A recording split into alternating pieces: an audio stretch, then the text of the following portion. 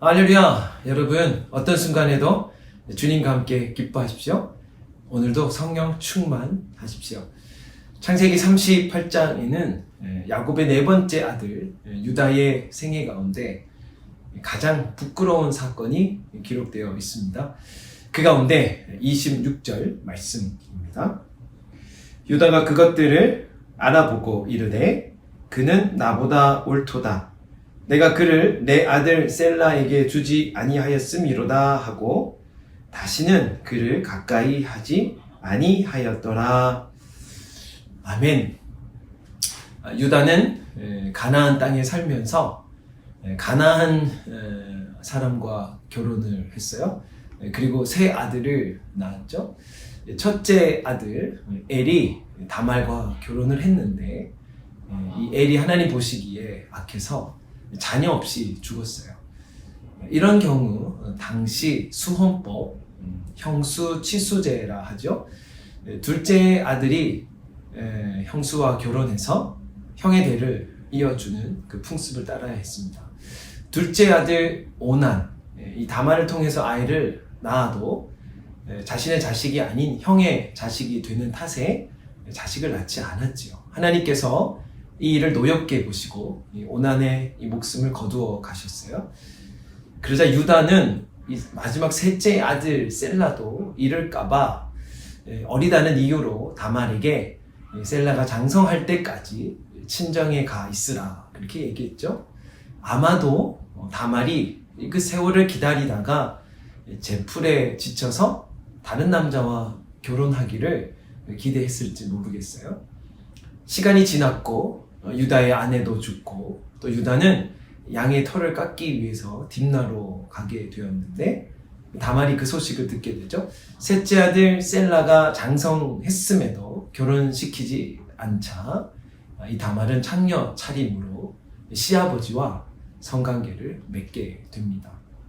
26절에 그것을 알아보고 했는데 여기에 그것은 이 유다와 이 관계 가운데 화대에 대한 담보물로 유다에게 요구한 인장과 끈과 지팡이를 말하는 거죠.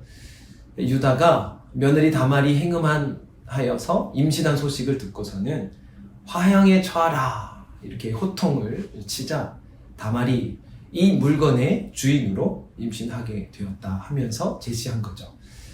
유다는 창녀와 동침한 자신의 죄에 대해서는 망각하고 며느리 다말의 죄에 대해서만 분노하고 징계를 내리려고 했던 것에 부끄러워하면서 아마 크게 뉘우쳤을 것이라 생각해요. 26절에 나보다 옳도다 이 한 것도 셋째 아들이 장성했음에도 이 막내마저 잃을까봐 두려워서 다말에게 약속을 지키지 못한 것에 대한 반성일 것입니다. 26절 끝에 이렇게 기록되어 있죠. 다시는 그를 가까이 하지 아니하였다. 유다가 이 사건으로 자신의 수치스러운 죄를 깨닫고 철저히 회개하였다 하는 것을 우리가 알게 됩니다. 이 요셉의 이야기 중간에 유다의 이 부끄러운 가정사가 끼어든 것 부자연스럽게 보일 수도 있어요. 그러나 이 사건을 통해서 이 야곱의 가문이 애굽으로 이주한 것이 가뭄이라는 표면적인 이유 외에도 이처럼 타락한 가나안 문화에서 벗어나야 했던 신앙적인 이유를 보여준 것이다. 그렇게 생각됩니다. 놀라운 은혜는 무엇입니까?